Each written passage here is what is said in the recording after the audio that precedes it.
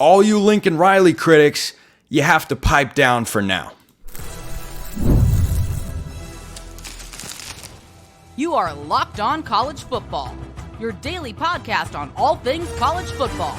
Part of the Locked On Podcast Network, your team every day. Welcome, everybody, to another episode of Locked On College Football of the Reaction Variety. I'm your host, Spencer McLaughlin. Thank you so much for making this your first listen or your first view post USC LSU. What a football game that was. Full reaction here, plus a couple more weekend takeaways coming up later in today's show. This episode is brought to you by our friends at 5 Hour Energy, which fixes tired fast. With zero sugar, convenient portable size, it's the perfect pick-me-up for getting stuff done. Go to 5hourenergy.com, use promo code LOCKEDONCFB to get 20% off your order. This offer is only valid until September 30th. On one order, cannot be used with other promotions. Go to 5hourenergy.com today.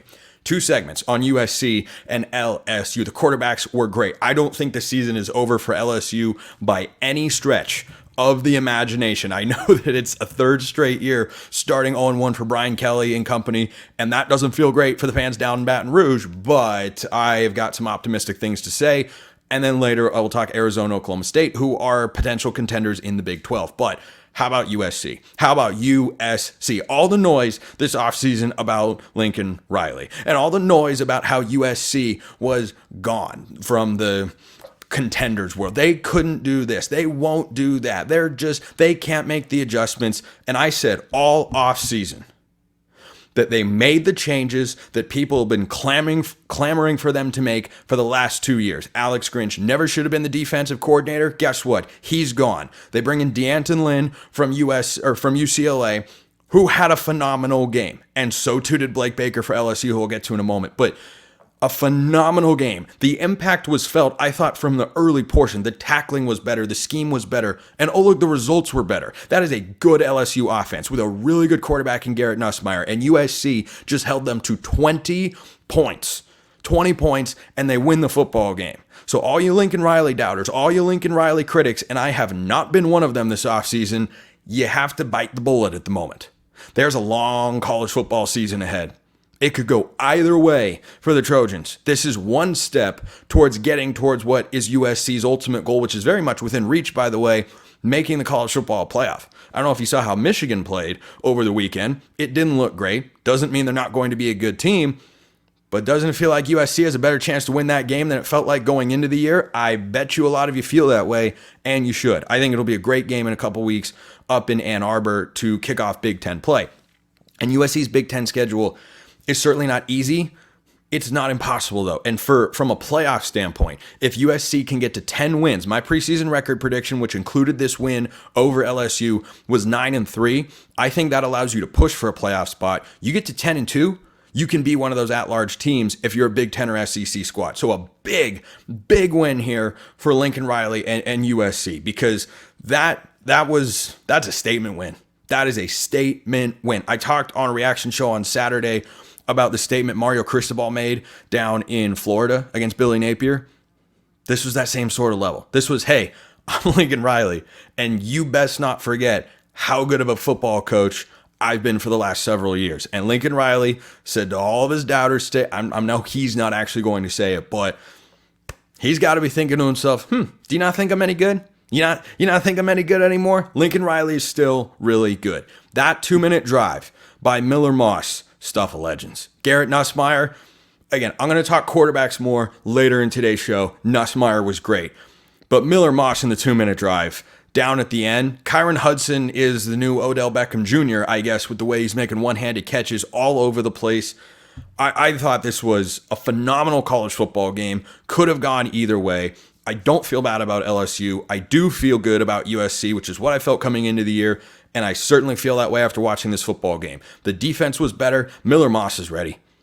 Miller Moss is that guy. 378 yards and 2 touchdowns, no picks.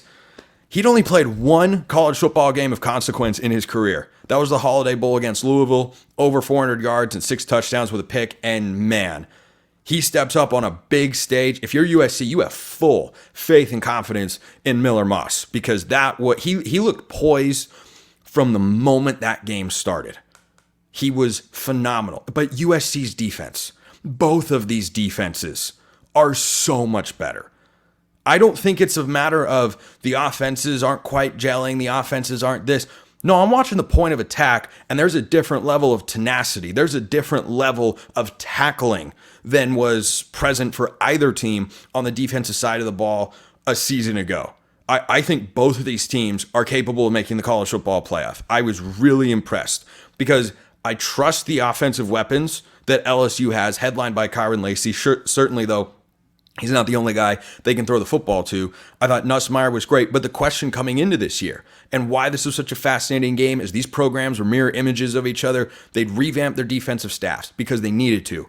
I thought both defenses were great.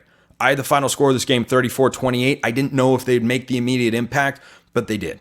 They did in this game, and I was thoroughly impressed with both defenses. USC set the tone early with a goal line stand on fourth down. You had LSU's defense responding with some key stops. USC held them to a field goal at the end. I mean, it was just a great college football game. Like 9 months of an offseason, I guess technically 8.5, but 8 to 9 months of an offseason, we were all waiting for games like this. LSU, USC, Lincoln Riley, Brian Kelly, new quarterbacks who shined, absolutely shined, but the defenses were the biggest takeaway. I mean, USC's offense coming down the stretch there to win the game was clinical. It was surgical. Miller Moss was phenomenal, absolutely phenomenal, but the defenses are so quickly improved. So let me talk about LSU for a moment, and then we'll get to the quarterbacks, because by no stretch of the imagination is LSU's season going into the tank here. Garrett Nussmeier is ready. The defense is clearly improved. I do still think Brian Kelly's a good coach. I know he's 0-3 in opening games. Florida State and USC. He's played some high-level teams. I applaud both athletic departments for doing that, by the way. Not everybody does, but they chose to do it, and USC wanted out of this game, remember. That was one of the reports of the offseason, and yet they went out and won it anyway, and the benefit, they're going to reap the benefits, and they absolutely should. But LSU is going to play Nichols next week. That's a win. At South Carolina, that's a win. UCLA, they will throttle them. South Alabama, no problem. Ole Miss at home. Coming into the year, I have that as an Ole Miss victory. I can see LSU winning that football game. We'll see how I'm feeling going into the week of that game. I like Ole Miss a lot. Then they go at Arkansas, and then the defining stretch of their season. The final 5 games. At Texas A&M, host Alabama, at Florida, host Vanderbilt, and host Oklahoma. If in those 5 games, LSU goes 4-1, which I think they're entirely capable of, there's a world where they're sitting at 10-2. Like, is the schedule easy? By no stretch of the imagination. But I watch Garrett Nussmeier, and I watch that defense, and I know what Brian Kelly is capable of, and I don't get the sense at all that LSU is just going to fade into the background. They will for a few weeks, because like I said, their next few games, Nichols at South Carolina, host UCLA, host South Alabama. Most people aren't going to watch LSU until October 12th, one of the best Saturdays in the history of college football at the outset, when LSU hosts Ole Miss at Tiger Stadium. That's going to be one of the biggest games of the year. And it may very well, looking back on it, by the time the regular season comes to a close, define whether or not LSU gets into the playoff. I thought they had a complicated path to get there coming into the year. I thought they would lose this game. And I come away even more impressed with LSU because of the way they played defensively. That was not Miller Moss's first time in that USC offense. They had a bunch of playmakers. Kyron Hudson was going crazy. And I think both defensive staffs are making immediate impacts for these teams. So I can see either one of these teams making the playoff. Obviously, USC has the advantage with the head-to-head, and the Trojans winning this game. Such a big marker for Lincoln Riley to say, hey, we can still compete with the best of the best. And I think LSU is a good SEC team, and I don't think they're going to just fall completely off the radar. October 12th, they won't lose a game until then. They'll play Ole Miss, who will probably be unbeaten at that time. And you'll get to show it again, this time at home at Tiger Stadium. Let me know your thoughts in the YouTube comments or hit me up on X, formerly known as Twitter, at @McLaughlinCFB. Gosh, that was a fun college football game. And the quarterbacks, I'm not done with this game because it's so much fun. The quarterbacks, these guys need their flowers. Let's talk about Garrett Nussmeier and Miller Moss coming up next. But first, let's let you know about 5 Hour Energy. Are you tired after lunch? I am all the time. all the time. You know why? Research shows that 70% of us, more than 70% of us actually, hit the wall after lunch. Let a 5-hour energy shot help you leap over that wall instead of crashing into it. You can tackle to-do lists with 5-hour energy because it fixes tired fast. And guess what? They have zero sugar, a convenient portable size. It's the perfect pick-me-up for just getting stuff done, which is what I'm always trying to do. The 5-hour energy website has flavors galore. Watermelon, tropical burst, grape, berry, and more. There's a flavor for everyone. Go try them all. On the site, you even have the option to build your own 12-pack or 24-pack. You choose the flavors, you get it delivered right to your door. How about that? If you go to 5hourenergy.com, that's the number 5 and then hourenergy.com and get some 5-hour energy, you can use my promo code LOCKEDONCFB to get 20% off your order. This offer is only valid until September 30th, cannot be used with other promotions. The code is not good on subscription orders. If you want to stop being tired after lunch, go to 5hourenergy.com today. Final stat line here for Miller Moss, 27 of 36, 378 yards and 1 touchdown. Sorry, I said 2 touchdowns earlier. It was 1 touchdown. 1 touchdown for Miller Moss, and Garrett Nussmeier, 29 of 38, 304 yards, 2 touchdowns and a pick.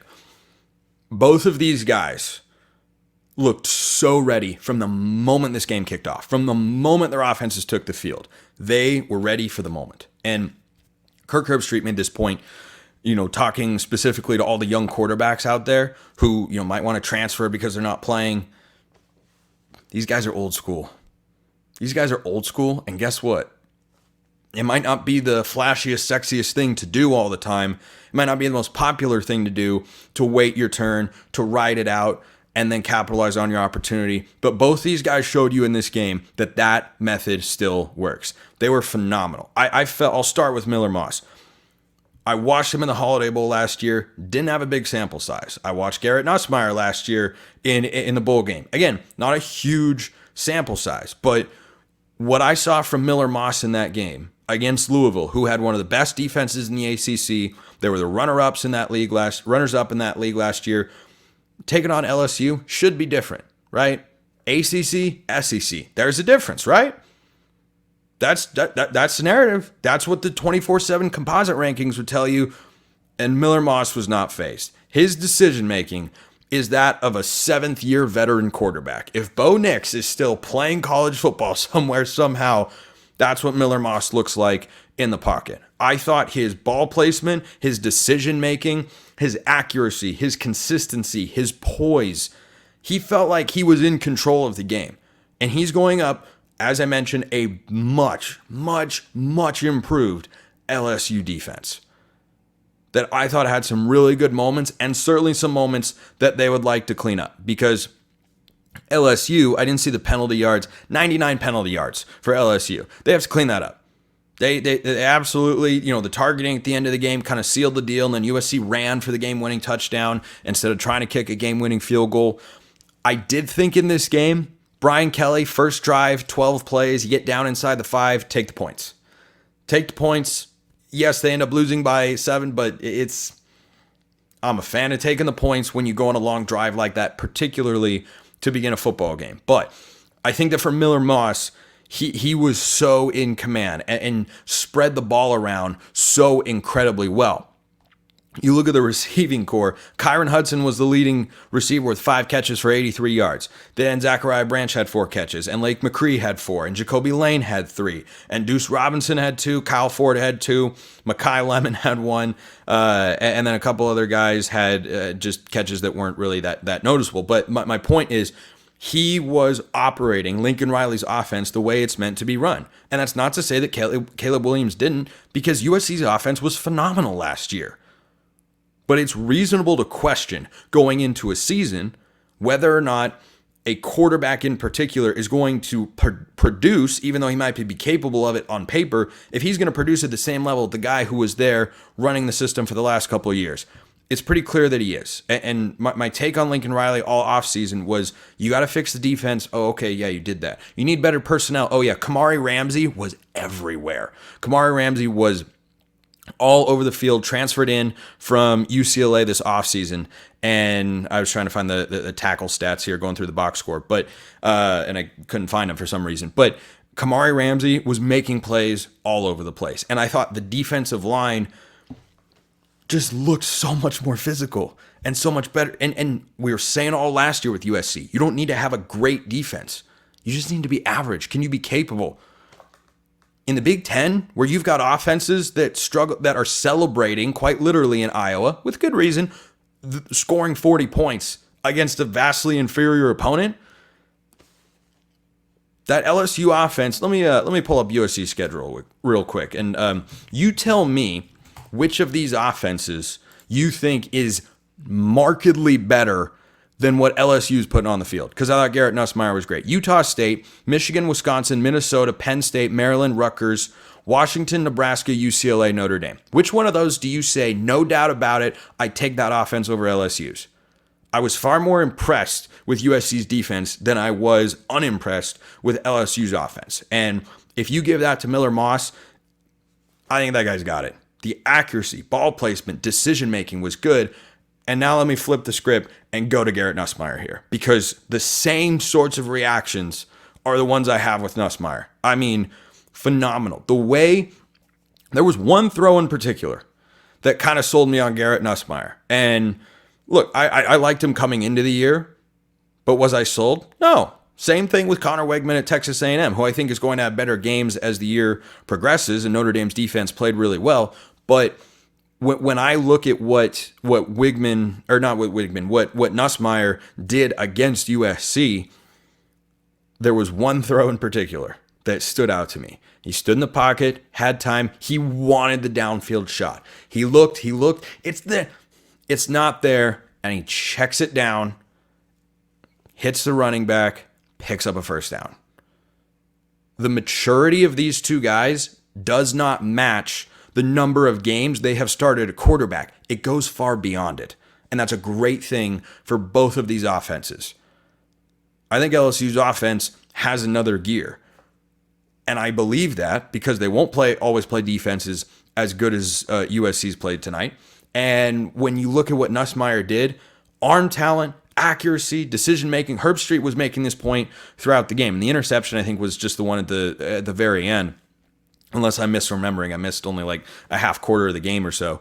And if you look at, or what Herbstreit said is, Nussmeier is not making bad throws. He's not making bad decisions. He's making good decisions, and he's not really missing throws. He's layering the ball. He's putting it on time and on target. And both of these guys look like they threw such catchable balls. And again, Nussmeier's numbers here were really good. 29 of 38, 304 yards, and 2 touchdowns and an interception that I don't really care about. But neither of these teams ran the ball particularly well. 26 carries for 117 yards for LSU. USC even worse, 23 for 69 yards. Like, they had the run. Woody Marks had the touchdown at the end of the game, but neither team was dominating the defensive line. And you know what a question about LSU was coming into the year? How is the defensive line going to hold up? Looked pretty good. You didn't disrupt Miller Moss enough, but they weren't getting gashed on the ground. And USC wasn't getting gashed on the ground. So I was really impressed with the way these teams played. I think they're both going to win at least 9 games this year. That was my record prediction for both of them. And I'm leaning, we'll see. I'm leaning towards 10-2 for USC. They were one of my favorite over bets of the year. They were at 7.5. I thought they'd win this game. If they play like this throughout the course of the year, they've got a couple of tough games. Penn State comes to town. Nebraska comes to town. Notre Dame comes to town. On the road, they have to go at Michigan. They have to go at Washington, who, granted, against an FCS team, looked really good, but not everybody looked good against an FCS team. See Oregon. But I just getting back to Nussmeier here, I was really impressed. Accuracy, timing, ball placement, decision-making, the arm talent was showed off. I really liked it. I really liked what I saw from these quarterbacks. So, yes, USC wins the game, LSU loses, and that stinks if you're a Tigers fan. And for those who told me that LSU couldn't lose this game, it's okay. I accept your apology. That isn't going to arrive. I understand that that's how this works. I am buying stock in both of these teams because of how their defenses have clearly improved and how impressed I am with those quarterbacks. They might not have a bunch of starts under their belt, but they play like veterans, and they were awesome tonight. One more segment on today's show because there's so much college football to react to. We're going to flip over to the Big 12. Arizona and Oklahoma State, they had two different games to begin the season. And was I right about Arizona too? We'll just have to talk about that coming up next. Hey, Locked On College Football fans, I want to take a moment to give you a heads up on a brand new mobile game I think you're going to love, Ultimate College Football HC. In this amazing game and simulation, you get to step into the shoes of a head coach and lead your college football program to glory. Can you imagine actually being the head coach of your favorite team and having that in your pocket with you anywhere you go? That's what you can do in Ultimate College Football HC. You handle recruiting, you oversee training camps, you call plays during the game. Everything you do is going to shape the future and legacy of your program. Ultimate College Football HC, completely free, no ads, 100% playable offline. You can play on the go as you want and when you want to. Of course, we have a special offer for Locked On College Football fans. Use the promo code LOCKEDONCFB, all caps, inside the game store to receive a free boost to your program. Make sure to take advantage of this perk as it will get your team off to a strong start. To download the game, just visit ultimate-cfb.com or look it up on the app stores. Ultimate College Football HC. Begin your coaching legacy today. Tetairoa McMillan is crazy. If you don't know who that is, you should, because he's probably the first wide receiver taken in the 2025 NFL draft. Luther Burden is great. It could be him. Somebody else could emerge. Boy, Tetairoa McMillan is good. he's really, really good. So Arizona beats New Mexico. Picked to finish last in the Mountain West this year. Poor New Mexico. They come into the season with a win total of 1.5 originally. It gets bumped up to 2.5, and they're 0-2 with a loss to an FCS team. So they're a 2-touchdown underdog to Montana State week 1 at home. They blow a 17-point lead late in the second half, and then what do you know? They go to Arizona, and at one point late in the second quarter, they're winning against the number 21 team in the country. And they are threatening a Big 12 championship contender. I'll talk about Oklahoma State after we touch base on the Wildcats here. I was down on Arizona coming into this year for a couple of reasons. Compared to others' expectations. Like, I had on Max Chadwick of Pro Football Focus. He thinks Arizona's winning the Big 12. And there went my light. My light fell down, and hopefully it'll stay up for the remainder of this segment for those on YouTube. And I'm going to hopefully fix that later. But hopefully you can bear with me here through all of that rather than doing a choppy edit and such. We roll with the flow. Some people think Arizona can win the Big 12. And my takeaway was they have a quarterback and they have a receiver. And we saw that in game 1. Noah Fafita was great. Tetairoa McMillan's awesome. I already knew those things. It's the things I didn't know that I need answers to before I can feel confident in the Wildcats. And week 1, which is not defining anybody's season, but is a step along the path towards completing this year, of course, wasn't a great first entry. You gave up 39 points to a bottom-tier Mountain West team. New Mexico may very well win 3 or 4 games this year and surpass the expectations set according to our friends over at FanDuel. That looks entirely possible. They hired a veteran coach. Bronco Mendenhall has had a successful coaching run in college football. They might be better than that. However, they also still lost the game to an FCS team last week in week 0. So they're obviously not ready to be where they might be able to get to one day. And they went into Tucson and they were pushing you in the first half. All right, that happens. But should you ever look up if you're a Big 12 championship contender and give up 39 points at home? At home? Now, as I said, it's one data point. But it's a data point I'm going to follow because that has to improve. USC learned last year in the Pac-12, you can't just outscore everybody. You have to play a little bit of defense. It was week 1. But the questions I had were, what is the team actually like outside of Noah Fafita and Tetairoa McMillan? And what is the coaching staff like? How do they match up against the other great coaching staffs in the Big 12? Arizona's schedule is not that easy. It's not impossible, but it's certainly not a cakewalk of a schedule. They play Kansas State on a Friday night. I don't remember if that game is next week, Friday, September 13th. So not this coming Saturday. They have Northern Arizona. Then they take on Kansas State in Manhattan. We're going to learn a lot right there because the first step, not impressed with Arizona. They put up 61 points. Congratulations. You're going to have other teams who won't let you score 61 that could also score 39 or more if New Mexico can do it. So that has to improve. Now, it's week 1. It's a long season. There's time to make a change, but a change has to be made. And I was not impressed with Arizona in week 1. They weren't the only conference title contender I wasn't impressed with, but certainly they were one that I had my eye on before the year. I don't know if this is what everyone wants it to be or thinks it's going to be. Conversely, Oklahoma State, in a less high-profile way, played a really good football game. So they played the 2-time reigning national champions at the FCS level, the Jackrabbits of South Dakota State. They promptly squashed them like a bug and looked quite good playing at home week 1. Whereas a year ago, South Alabama went in there, average group of 5 team, and they blitzed them. They blasted them. But they played well in this game. And it's not going to be something that gets thrown around online as much or discussed quite as often, but it's the same catch-22 as Colorado had week 1 playing North Dakota State on Thursday. Well, you played an FCS team. You did this. How many people were saying, better watch out for South Dakota State? I was. You know why? Because it's a high-level FCS program, a.k.a. about a mid-tier group of 5 or Power 4 conference, depending on which league you're talking about. You put South Dakota State in the Big 12 right now, they're not finishing last.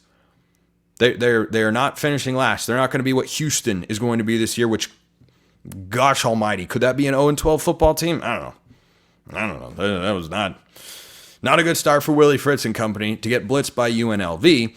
Now, I predicted that to happen, so I'm not all that surprised. I'm not sounding the alarm bell for the Cougars down there in the Big 12, but if you put this South Dakota State team or this North Dakota State team in the Big 12, would they finish last? I don't think so. They might be fighting for bowl eligibility, but going into a game against a team like this, if I'm raising the alarm of, hey, you better be careful or South Dakota State might get you, and then you blow them out, I don't then flip around and say, oh, well, it's an FCS team. You're supposed to do. No, I did not have a score prediction for that game that I aired here on the show, admittedly, but Oklahoma State impressed me far more than Arizona. And I've been down on both of those teams relative to the expectations that some people have for them, because a lot of people look at them as conference title contenders. I don't see Oklahoma State that way, and I don't see Arizona that way. My Big 12 championship prediction pick is Utah and Kansas. And Utah, frankly, speaking of the Big 12, didn't wow me. They won the game against Southern Utah 49-0.